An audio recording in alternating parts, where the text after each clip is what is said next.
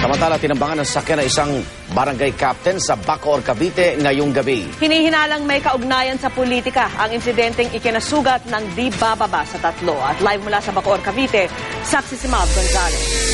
Mav?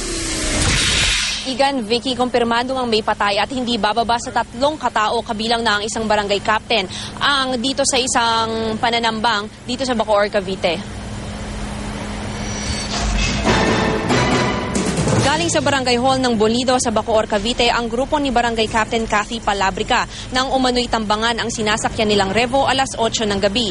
Sa 10 sakay ng Revo, kinumpirma ng Bacoor Police na may namatay sa insidente, ngunit hindi patukoy kung ilan at sino-sino ang mga ito. 3 naman ang sugatan, kabilang na ang mismong kapitana, ang Barangay XO, gayon din ang driver ng Revo.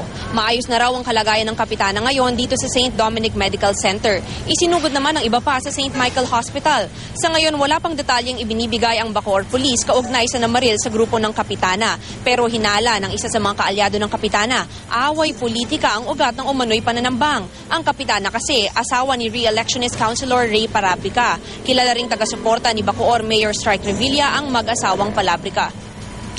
Igan, Vicky, sa ngayon nga inaantay pa natin ang opisyal na pahayag ng kampo ni Palabrica, pati na rin ni Mayor Strike Revilla.